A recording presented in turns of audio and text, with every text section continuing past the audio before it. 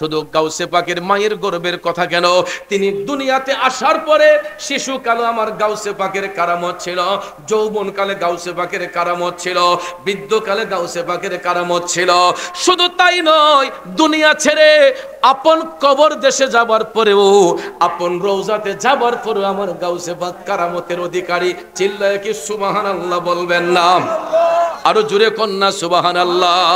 বন্ধুরে, আল্লাহর বলি যারা হয়, আল্লাহর বন্ধু যারা হয়, এরা শুধু দুনিয়ার খবর নয়, এরা আল্লাহর আরশের খবর পর্যন্ত রাখতে পারে। ঠিক না বে ঠিক? এখন বলবেন আমরা পারি না কেন? আমরা পারার কথাও না, কারণ আমাদের কাল অন্ধকার হয়ে আছে, আমাদের কাল মরে গেছে, এটা অন্ধকার টিক্কার মতো কালো হয়ে আছে। এই জন্য আমাদের দিলগুলা পাষাণ হয়ে গেছে। আর এই অন্ধকার কালটাকে যেই ব্যক্তি জিন্দা করতে পারে, ওই ব্যক্তি চোখ বন্ধ করলে আল্লাহর আরশ পর্যন্ত দেখতে পায়। কিন্তু আমরা তো আল্লাহর আরশ দেখবো দূরের কথা, দুনিয়াতে 100 হাত দূরে আমরা দেখি না। কথা কোন ঠিক না ঠিক? চোখের মাঝে ঝাপসা হয়ে যায়, হাই পাওয়ারের চশমা ব্যবহার করতে হয়। কিন্তু ভাইয়ার আমার, একটা জিনিস অনুমান করেন, এই যে মোবাইল ফোনটা আমরা ব্যবহার করি, দেখবেন অনেক সময় এটা হ্যাং মারে, মারে না? মাঝে মাঝে দেখবেন এটা ইউজ করতে করতে হ্যাং হয়ে যায়, নেট কানেকশন দুর্বল হয়। তখন আমরা কি করি? এটারে রিস্টার্ট দেই, আর না হলে রিফ্রেশ দেই, কম্পিউটারের মধ্যে ঢুকে এটারে ফ্লাশ দেই, ভাইরাস নির্মূল করি, তারপরে দেখবেন সেটটা আবার ওপেন হয়। কথা কোন ঠিক না? তো ঠিক তদ্রুপ ভাবে আমাদের মধ্যে আল্লাহ রাব্বুল আলামিন একটা সফটওয়্যার সৃষ্টি করে দিয়েছেন। কারণ Google software, WhatsApp, imo, messenger, Viber, এগুলো তো একটা মানুষে তৈরি করছে। কথা কোন ঠিক না? মানুষের তৈরি কিন্তু জিনিস নিয়ে আমরা গবেষণা করি, আল্লাহর সৃষ্টি নিয়ে গবেষণা করি না। আজকে গুগল নিয়ে অনেকেই চিন্তা করে যে গুগল একটা সফটওয়্যার, সারা পৃথিবী নিয়ন্ত্রণ করে। এখান থেকে চট্টগ্রাম যাবেন, আপনি কাউকে বলতে হবে না যে চিটাগাং কোন দিকে যাইতে হয়। যদি আপনার কাছে একটা অ্যান্ড্রয়েড মোবাইল থাকে, এটার মধ্যে যদি আপনার ইন্টারনেট থাকে, আপনি গুগল ম্যাপে চার্জ দিবেন, হবিগঞ্জ থেকে চট্টগ্রাম যেতে কোন কোন জায়গায় জাম আছে এটা পর্যন্ত দেখাইবে, কতটুক সময় লাগতে পারে এটা পর্যন্ত গুগল দেখাবে। শুধু স্থলপথ নয়, আকাশপথ বলেন, সমুদ্রপথ বলেন, আপনি যে এই যে মহাসাগর গুলাতে বড় বড় স্টিমার জাহাজগুলা দৌড়তেছে, সাগরের কোন কুল কিনার আছে? তো এই বড় বড় মহাসাগর দিয়ে শত শত জাহাজ যে দৌড়তেছে, এগুলা কিসের মাধ্যমে? গুগল সফটওয়্যারের মাধ্যমে। ঠিক না বেঠিক? গুগল সফটওয়্যারের মাধ্যমে এক দেশ থেকে আরেক দেশে যাইতেছে। আমাদের মাথার উপরে বর্তমানে শত শত বিমান উঠতেছে, কোন বিমানে কারোটার সাথে ধাক্কা লাগতেছে না। এগুলা নিয়ন্ত্রণ করতেছে গুগলে। কোন বিমানটা কয় হাজার ফুট উপর দিয়ে যাবে, কোনটা কত হাজার ফুট নিচ দিয়ে যাবে, এটা নিয়ন্ত্রণ করতেছে গুগল। কথা কোন ঠিক না বেঠিক? আকাশপথ, সমুদ্রপথ, স্থলপথ, জলপথ, প্রত্যেকটা গুগলে নিয়ন্ত্রণ করে। এই গুগল সফটওয়্যারের আবিষ্কারও কিন্তু একজন মানুষ। ঠিক না বেঠিক? তাহলে চিন্তা করেন, একটা মানুষের দ্বারা যদি এত কিছু করা সম্ভব হয়, আমার আল্লাহ কি না পারে? পৃথিবী সৃষ্টি করার সঙ্গে সঙ্গে আল্লাহ রাব্বুল আলামিন যখন মানুষ সৃষ্টি করলেন, তখন আমার আল্লাহ একটা সফটওয়্যার সৃষ্টি কইরা এটা এমন একটা জায়গায় ফিট করছেন, প্রত্যেকটা মানুষের বাম স্তনের 2 আঙ্গুল নিচে, এটার বলা হয় লাতিফায়ে কালব। কি বলা হয়? লাতিফায়ে কালব। বাম স্তনের 2 আঙ্গুল নিচে, এটা জন্মের পরে আয়নার মতো পরিষ্কার থাকে। এই সফটওয়্যারটা জন্মের পরে আয়নার মতো পরিষ্কার থাকে। আমাদের 3 ধরনের নফসানিয়ত আছে, এর মধ্যে একটা হলো নফসে আম্মারা, নফসে মুতমাইন্না, আর একটা নফসে লাওয়ামা। এর মধ্যে কঠিন একটা নফস হচ্ছে নফসে আম্মারা। ছেলে মেয়ে যখন সাবালক সাবালিকা হয়ে যায়, নারী পুরুষ যখন বালেক বালিকা হয়ে যায়, তখন দেখবেন নফসে আম্মারা ঢুকায় পড়ে, শয়তানের ঢুকার মধ্যে পড়ে আমরা পাপ করতে করতে এই আয়নার মতো পরিষ্কার কালটাকে টিক্কার মতো কালো বানায় ফেলি। যদি আমরা জাহিরি চোখ দিয়ে দেখি না, গুনাহ করতে করতে এই দিলটা অন্ধকার হয়ে যায়, দিলের মধ্যে কালি জমে যায়। এই মোবাইল ফোনে যেরকম ভাইরাস আক্রান্ত হয়, আমরা পাপ করতে করতে আমাদের কালটার মধ্যে ভাইরাস জমে এই কালটা অন্ধকার হয়ে যায়, তখন একটা মানুষ মানুষকে খুন করতে দ্বিধা করে না, মানুষ মানুষকে হত্যা করতে দ্বিধা করে না, মানুষ মানুষকে ঠকাইতে দ্বিধাবোধ করে না, মানুষ মানুষের হক নষ্ট করতে দ্বিধাবোধ করে না। তখন দেখবেন ভাইয়ের আমার, দিল যখন মরে যায় মানুষের চোখ দিয়া পানি আসে না, দিলটা পাষাণ হয়ে যাওয়ার কারণে। ঠিক না ঠিক? তো এই পাষাণ দিলটাকে নরম করার জন্যই, অন্ধকার কালটাকে পরিষ্কার করার জন্যই বেশি বেশি করে আল্লাহর জিকির করতে হয়, বেশি বেশি করে নবীর দুরূদ শরীফ পড়তে হয়। আল্লাহ নবীর দুরূদ দিয়ে যখন কালটাকে রাঙ্গাবেন, দেখবেন এই অন্তর চক্ষুটা পরিষ্কার হয়ে যায়, নূরান্বিত হয়ে যায়, কলবের ময়লা সব দূর হয়ে যায়। তখন মানুষ চোখ বন্ধ করলে আপন কালবের দিকে যখন নজর করে, শুধু দুনিয়া নয় আল্লাহর আরশ পর্যন্ত দেখতে পায়, তাহতা সারা পাতালের শেষ সীমা পর্যন্ত দেখতে পায়। একমাত্র কাশফুল কুলুবের মাধ্যমে অন্তর চক্ষু যদি খোলা হয়ে যায়, তাহলে ভাইয়ার আমার, আমাদের এই অন্তর চক্ষু খোলা দরকার আছে না নাই? আছে। আমার গাউসে পাক আব্দুল কাদের জিলানী আল গিলানী কাশফুল কুলুবের মাধ্যমে শুধু দুনিয়া নয়, তিনি কবর দেশের অবস্থা পর্যন্ত জানতে পারতেন। আল্লাহু আকবার। এখন পর্যন্ত আমাদের দেশে তালকিন করা হয়, অনেক লোক যদি মারা যায় তখন দেখবেন আমলি ব্যক্তি যারা হয়, কোনো হক্কানি আলেম উলামারা, তারা কবরের পারে দাঁড়াইয়া তালকিন করে। এরা বুঝতে পারে এই কবরে আযাব নাকি আরাম। কথা কোন ঠিক না ঠিক? এটা আবার সবার দ্বারা হয় না, একমাত্র আল্লাহওয়ালা বুজুর্গানে কেরাম ছাড়া এটা করা সম্ভব হয় না। তো হুজুর গাউসে পাক আব্দুল কাদের জিলানী আল গিলানী আল বাগদাদি, তিনাকে আল্লাহ এমন কারামতি শক্তি দান করেছিলেন, তিনি কবর দেশের অবস্থা পর্যন্ত জানার ক্ষমতা রাখতেন। হুজুর গাউসে পাক আব্দুল কাদের জিলানী বাগদাদের জমিনে যখন ইলম অর্জন করতে গেলেন, তখন হুজুর গাউসে পাক অবাধ পাণ্ডিত্যের অধিকারী। হুজুর গাউসে পাক দজলা নদীর পাড় দিয়ে হাঁটতেছেন, হঠাৎ করে গাউসে পাক দেখতে পাইলেন একটা কবরস্থান দেখা যায়। কবরস্থান যখন দেখা যায়, মুমিনদের বৈশিষ্ট্য হলো, কোন মুমিন যদি কবরের পাড় দিয়ে যায়, এরা কবরবাসীর সম্মানে তারা কবরবাসীকে সালাম দেয়, আসসালামু আলাইকুম ইয়া আহলাল কুবুর। কথা কোন ঠিক কিনা? আমরাও দেখবেন কবরের পাড় দিয়ে হাইটা গেলে কবরবাসীকে সালাম দিয়ে বলি, আসসালামু আলাইকুম ইয়া আহলাল কুবুর কুল্লু মুসলিমিনা ওয়াল মুসলিমাত। কথা কোন ঠিক কিনা? এটা উচিত, এটা উচিত। আমাদের প্রত্যেক মুমিনদের দায়িত্ব উচিত হলো, কোন কবরস্থানের পাশ দিয়ে হাইটা গেলে সময় নিয়ে একটু ইস্তেগফার করা, তাদের জিয়ারত করা, তাদের জন্য তাদের আত্মার মাগফিরাত কামনা একটু মুনাজাত করা, এটা মুমিনদের আলামত। কিন্তু আমরা অনেক সময় বাবার কবরের পাশ দিয়ে হাইটা যাই, এরপরে একটু জিয়ারতে দাঁড়াই না। আর দাঁড়াইবই কেমনে? আমাদের দেশে এখন কিছু কিছু মোল্লা মুন্সি বাইরেছে, এরা কবর জিয়ারত করা বলে শিরিক, বেদাত। আসেনিও? আছে, আছে। আরো কতলা খন্নাস আছে দেখবেন, এরা জানাজার ফইরা যখন মুর্দা কবর দাফন করে, তখন দেখবেন কবরের ফিস দিয়ে এরা ফুসপে দেখারিয়া দোয়া করে। এটা আমাদের দেশে আছে কিনা আমি জানি না। অনেক দেশে কিছু কিছু টুন্নামুল্লা আছে। টুন্নামুল্লা বুঝছেননি? এটা কোনো আগাগরি কুস্তা বুঝে না, এরা মানুষের কথা শুই না। এরা দেখবেন কবরবাসীকে কবরে দাফন কইরা, মুর্দারে কবরে দাফন কইরা আমরা 40 কদম দূরে আইসা জিয়ারত কইরা দোয়া করি না। এরা কি করে? কবরে মুর্দারে দাফন কইরা এরপরে আর কবরের দিকে চায় না, এরা ফসবির দিকে চাইয়া কবরের ফিস দিয়া তখন এরা দোয়া করে। কয় কবরের সামনে রেখে দোয়া করলে বলে শিরিক হয়ে যাবো গা। শিরিক কি অত সোজা মিয়া? শিরিক কি এত সোজা? আচ্ছা আপনারা বলেন, দোয়ার শর্ত কি কিবলা? দোয়ার শর্ত কিবলা না, নামাজের শর্ত হচ্ছে কিবলা। কথা কোন ঠিক না বেঠিক? কিবলা হচ্ছে একমাত্র নামাজের জন্য শর্ত, দোয়ার জন্য কিবলা শর্ত না। কারণ আল্লাহ কি শুধু পশ্চিম দিকে ফুবেদ আল্লাহ নাই? উত্তরে আল্লাহ নাই? দক্ষিণে আল্লাহ নাই? উপরে আল্লাহ নাই? নিচে আল্লাহ নাই? কারণ আল্লাহকে পাইতে গেলে কোনো দিক নির্ণয় করতে হয় না। কিন্তু নামাজের কাবায় যখন দাঁড়াবো তখন আমরা কেবলা নির্ধারণ করতে হবে। নামাজের কাবা হচ্ছে পশ্চিম দিকে, কিন্তু দোয়ার জন্য কোনো কেবলা শর্ত নয়। আপনি যেই দিকে দাঁড়াইয়া দোয়া করেন আল্লাহ কবুল করার মালিক। কথা কোন ঠিক কিনা? এই জন্য আমার বাবা মারা গেছেন, মা মারা গেছেন, আমরা তো এমনি আপসেট। একটা ছেলে যখন তার বাবার কবরের পারে দাঁড়ায়, মার কবরের পারে দাঁড়ায়, তার তো মন এমনি নষ্ট থাকে, দুর্বল থাকে, চোখের পানিগুলা টল টল করে। কথা কোন ঠিক না বেঠিক?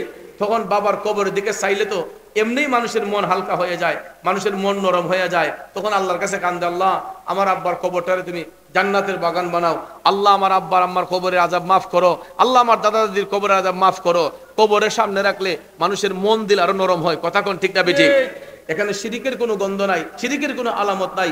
এই জন্য কবর জিয়ারত 100 বার জায়েজ, 100 বার জায়েজ। কেউ যদি বলে জিয়ারত করার শিরিক বেদাত, তারে দুইটা চোট দিয়ে দিন। কারণ বুঝবেন সে ইসলামের শত্রু, সে সমাজের শত্রু, সে আমাদের ইমোশন নষ্ট করতেছে, আমাদের আবেগ নষ্ট করতেছে, আমাদের তাকওয়াকে নষ্ট করতেছে। কথা কোন ঠিক কিনা? এই জন্য ভাইয়েরা আমার, এই সমস্ত খন্নাসদের কাছ থেকে সবসময় নিজেকে আড়াল করে রাখবেন। যেটা বলতে চেয়েছিলাম, হুজুর গাউসে পাক আব্দুল কাদের জিলানী আল গিলানী আল বাগদাদি দজলা নদীর পার দিয়ে হাঁটতেছেন। হঠাৎ করে গাউসে পাক কবরস্থান দেখা দাঁড়াইয়া গেলেন। হঠাৎ করে গাউসে পাক দেখলেন একটা নতুন কবরস্থান দেখা যায়। নতুন কবরস্থান দেখা গাউসে পাক ভাবলেন যে মনে হয় ঐদ্য মারা গেছে, একটু জিয়ারত করি আর তার কবরের দিকে একটু দৃষ্টি করি। হুজুর গাউসে পাক নতুন কবরের পারে দাঁড়াইয়া তিনি যখন জিয়ারত করতেছেন, জিয়ারত করার পরে গাউসে পাক কাশফুল কুলুব হলো, অন্তর চক্ষু দিয়ে ওই কবরের দিকে দৃষ্টিপাত করে দেখতেছেন যে এই কবরের ভিতরে আমার আল্লাহ জাহান্নামের আগুন ধাউ ধাউ করে জ্বালাইতেছে। গাউসে পাক হাউ মাউ করে কান্না শুরু করে দিলেন। আমার গাউসে পাক কান্না যখন শুরু করলেন, আশেপাশের লোক সমাগম হয়ে গেল, লোকগুলা জমে গেল। হুজুর আপনি এইভাবে কাঁদতেছেন কেন? কার কবরের পারে দাঁড়ায় কাঁদতেছেন? আপনি জানেননি হে কেনা? গাউসে পাক কয়, আমি তো জানি না সে কে, তবে এতটুক জানতে পেরেছি এই কবরের ভিতরে যে আছে সে খুব আযাবের মধ্যে আছে, আল্লাহ তার কবরের মধ্যে জাহান্নামের আগুন দিয়ে জ্বালাইতেছে। তখন এলাকাবাসীরা কয়, হুজুর এই ছেলে তার মারে আঘাত করছিল, এই ছেলেটা তার মার অবাধ্য সন্তান ছিল, সে তার মার উপর হাত উঠাইছিল, এই জন্য তার মা তার অভিশাপ দিছে, মা তার উপর নারাজ ছিল, এই জন্য মায়ের অভিশাপ লাগার কারণে আল্লাহ তার উপর নারাজ হইয়া তার দুনিয়া থেকে উঠাই নিছে গা। গাউসে পাক চোখের পানি ছাইরা কান্দা কান্দা কয় না, মায়ের জন্য সন্তানের দিল কখনো পাষাণ হইতে পারে না, মায়ের জন্য সন্তানের দিল কখনো পাষাণ হইতে পারে না। আমি একবার তার মায়ের সাথে সাক্ষাৎ করতে চাই, আমি তার মায়ের সাথে একবার দেখা করতে চাই, বলো তার মায়ের বাড়িটা কোন বাড়িটা, আমি একটু যাইতে চাই। তখন এলাকার লোকজন কয়, হুজুর ওই যে সামনের যে বাড়িটা দেখা যায় এই বাড়িটাই তার মায়ের বাড়ি, এই বাড়িতে গিয়ে তাল্লাশ করলেই তাকে খুঁজে পাইবেন। গাউসে পাক ঠিকানা লইয়া হাইটা হাইটা হাইটা ওই বাড়ির কাছে গিয়া বাহির থেকে গাউসে পাক সালাম দিলেন। ভিতর থেকে সালামের জবাব আসলো। গাউসে পাক বলতেছেন, মা আপনি অনুমতি দিলে আমি আপনার ঘরের ভিতরে একটু ঢুকতে চাই। কি দিলে? অনুমতি দিলে। গাউসে পাক সরাসরি ঢুকতে পারতেন কিনা? কিন্তু সরাসরি ঢুকেন নাই, তিনি অনুমতি প্রার্থনা করলেন। এখান থেকে একটা মাসালা শিক্ষা হলো, আমি ইতিপূর্বে একটা মাহফিলে বলেছিলাম, এখান থেকে শিক্ষা হলো যে আমরা অনেক সময় মামার বাড়ি যাই, শ্বশুর বাড়ি যাই, খালার বাড়ি যাই, বন্ধুর বাড়ি যাই, গিয়া কি করি সারপ্রাইজ দেওয়ার লেগা গিয়া সরাসরি বাড়ির ভিতরে ঢুকে আফা বালানি ভাবি আছে, এমন আছে আছে। আমার রাসূল নিষেধ করেছেন, দয়াল নবী নিষেধ করেছেন। নবী বলছেন শ্বশুর বাড়ি, মামার বাড়ি, খালার বাড়ি কেন, আপনি ঘরের অভিভাবক কর্তা, নিজের বাড়িতে ঢুকলেও আগে ঘরের মানুষের জানাইয়া ঢুকতেইব। ঠিক, আপনি ঘরের কর্তা, এরপর আপনি বাহির থেকে ঘরে যাইতেছেন, ডাইরেক্ট গিয়ে ঘরে ঢুকতে পারবেন না, আগে বাহির থেকে সালাম বিনিময় করতে হয়। ঠিক, কেন? ঘরের ভিতরে মহিলা মা বোনদের একটা ব্যক্তিগত স্বাধীনতা আছে, আসেনি? আমরা পুরুষরা সারা দেশে স্বাধীন, ঘরেও স্বাধীন, বাইরেও স্বাধীন, কিন্তু মহিলারা বাহিরে স্বাধীন না। মহিলাদের একটা ব্যক্তিগত স্বাধীনতা আছে ঘরের ভিতরে। এটা কিভাবে?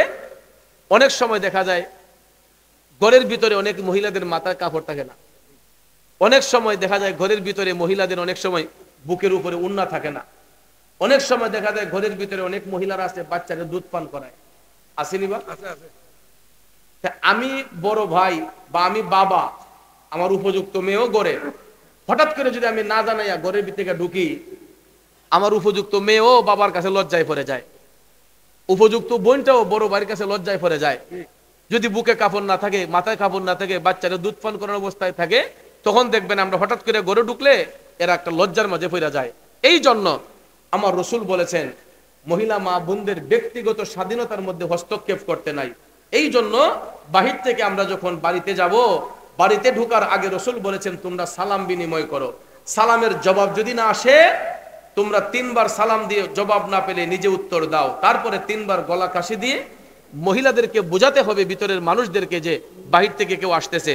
যদি কোনো মায়ের মাথায় কাপড় না থাকে তারা মাথায় কাপড় দিবে, বুকের উপর উন্না না থাকলে উন্না দিবে। যদি বাচ্চাকে দুধ পান করানো অবস্থায় থাকে এরা বাচ্চাকে নিজেকে সেফ করে নিবে। কথা কোন ঠিক কি না? এই জন্য আজকের পর থেকে আমরা যারাই এখানে বিবেকবান মানুষ আছি, কারো বাড়িতে প্রবেশ করলে ডাইরেক্ট গিয়ে ঢুকবেন না, যে বন্ধুর বাড়ি, খালার বাড়ি, মামার বাড়ি, শ্বশুর বাড়ি, যে ডাইরেক্ট গিয়ে ঢুকে দেবো না। বাহির থেকে আগে গলা কাশি দিবেন, সালাম দিবেন, ভিতরের মানুষদেরকে অ্যালার্ট করবেন সারপ্রাইজ দিয়া, যে আমি গিয়ে তার সারপ্রাইজ দিমু, চমকাইয়ে দিমু। এগুলো করতে নাই, কারণ আল্লাহ রসুল বলেছেন মহিলাদের ব্যক্তিগত স্বাধীনতায় হস্তক্ষেপ করতে নাই। এই জন্য বাহির থেকে গেলে তাদেরকে অ্যালার্ট করতে হয়। হুজুর গাউসে পাক আব্দুল কাদের জিলানী আল গিলানী তিনি ডাইরেক্ট ঢুকতে পারতেন, কিন্তু গাউসে পাক অনুমতি নিলেন, মা আপনি অনুমতি দিলে আপনার ঘরে আমি ঢুকতে চাই। মহিলা বললেন কে? তখন তিনি বললেন আমি আব্দুল কাদের। এখানে একটা মাসালা, অনেক সময় দেখবেন রাত নিশীতে আমাদের ঘরের সিফা দিয়া বা ঘরের সামন দিয়া কোনো মানুষ হাঁটতে গেলে আমরা রাতের অন্ধকারে অনেক সময় দেখা যায় পায়ের শব্দ শুনি, ভিতর থেকে অনেক গৃহস্থ বলে যে কে যাইতেছেন, অনেক বাবা আমি না। রসুল বলছেন আমি বলতে নাই, আমি তো দুনিয়াতে সবাই আমি, আমি তো সবাই আমি, আপনিও আমি, আমিও আমি, ওগুলোই আমি, ঠিক না বেটি? এই জন্য ঘরের বাড়িওয়ালা যদি বাড়ির বাহির দিয়ে কেউ হাইটা যায় রাতের অন্ধকারে, যদি বাড়িওয়ালা জানতে চায় কে যাচ্ছেন, তখন নিজের পরিচয় বলতে হবে, আমি অমুক, আমি অমুক মিয়া, আমি অমুক পাড়ার অমুক মিয়া। নিজের পরিচয়টা বললে ঘরের যে ভিতরের যে বাড়িওয়ালা উনি ক্লিয়ার হয়ে যায়। কথা কোন ঠিক না বেঠিক? আর না হলে অনেক সময় তো চুর ডাকাত হইতে পারে, ঠিক না বেঠিক? আমি তো চুর হইতাম পারি, ডাকাত হইতাম পারি, কথা কোন ঠিক না বেঠিক? এই জন্য রসুল বলেছেন কেউ যদি জিজ্ঞেস করে কে, তখন বলতে হবে যে আমি অমুক, যার যার পরিচয় দিতে হবে। গাউসে পাক সালাম দেবার পরে জবাব আসলো, অনুমতি চাইলেন ঢুকার জন্য। ভিতর থেকে জানতে চাওয়া হইল কে, তিনি বললেন আমি আব্দুল কাদের। বলার সাথে সাথে ভদ্র মহিলা বললেন ঠিক আছে আপনি আসেন। ভিতরে ঢুইকা গাউসে পাক আবার ভদ্র মহিলাকে সম্মান দিলেন, দিয়া বলতেছেন মা আমি আব্দুল কাদের ওই দিকে যাচ্ছিলাম গো, হঠাৎ করে কবরস্থান দেখে একটু জিয়ারতে দাঁড়াইলাম, নতুন কবরটা দেখা আমি জানতে পারলাম এটা তোমার সন্তানের কবর। মাগো মা আমি ওই নতুন কবরটা জিয়ারত করে একটু কাশফুল কুলুব হয়েছিল, অন্তর চক্ষু দিয়ে তাকাইয়া দেখলাম কবরের ভিতর দাউ দাউ করে আগুন জ্বলতেছে। আমি লুকমার ফতে জানতে পারলাম এই ছেলে নাকি তোমার খুব কষ্ট দিছে গো মা, আমি ছেলের পক্ষ হইয়া তোমার কাছে ক্ষমা চাইতেছি, তুমি তোমার সন্তানটারে মাফ করে দাও। মহিলা কয় আমার দ্বারা সম্ভব না, আমার দ্বারা সম্ভব না। কেন? বিডি কয় আমারে যেই জ্বালা দিছে এই ফুতরে আমি মাপ দিতে পারতাম না। গাউসে পাক বিডি তোমার ফুতের কবরের মাঝে আগুন জ্বলতেছে, বিডি কয় জ্বলুক, জ্বলতে তা হোক, হে আমারে যে জ্বালা দিছে আমি তারে মাপ দিতাম না।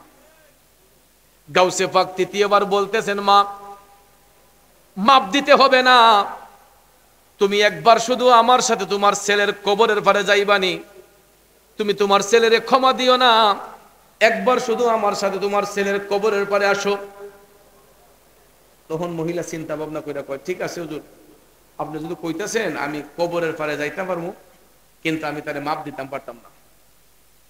গাউসে পাক আচ্ছা ঠিক আছে আইও আগে, পরেরটা পরেই বলে সুবহানাল্লাহ কন্যা। হুজুর গাউসে পাক ভদ্র মহিলাকে তার সন্তানের কবরের পরে যাবার পরামর্শ দিলেন। মা হুজুর গাউসে পাকের কথার মধ্যে সম্মতি দিয়া রওনা যখন হইয়া যখন কবরের পারে গেল, এমন সময় মহিলা তো সন্তানের কবরের দিকে আর চায় না, গাউসে পাকের কথা রক্ষার জন্য গেছে। হঠাৎ করে গাউসে পাক আমার আল্লাহরে ডাক দিয়া কয়, আল্লাহ গো, আমি আব্দুল কাদের তোমার কাছে ফরিয়াদ জানাই, তুমি ওই মায়ের পাষাণ দিলটারে নরম বানাইয়া দাও। আমার আল্লাহ গাউসে পাকের ডাক শুনবে কি শুনবে না?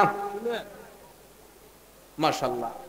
আমিও ভাবছিলাম যে এসিয়ার লই আনবার লাগিয়া, কারণ আমি যারা বইছি এটা হুজুরে বইতারতো না, তাই লাগে আমি টরাইতাছি কইলে একলা বড় চেয়ার যদি আনতো তাহলে হুজুর একটু আরাম করে বইতাম। আমি আসর আগে বইছি। জি জি জি, তো ইতা চেয়ার কুলায় না রে বাবা।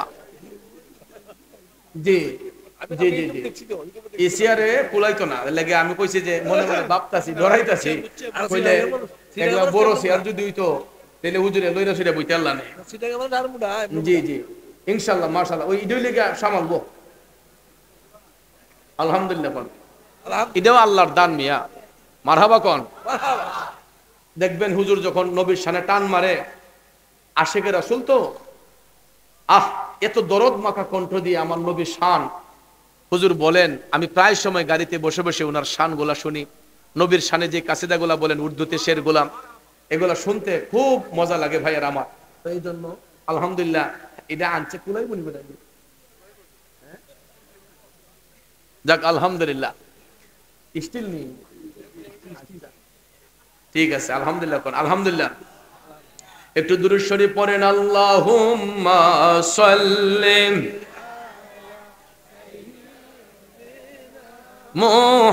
মুহাম্মাদ, আল্লাহুম্মা সাল্লি সাইয়্যিদিনা আদনাবি শাফিয়ানা মাওলানা। আমার ভাইয়েরা, বাবাজিরা, বন্ধুরা, গভীর মনোযোগ।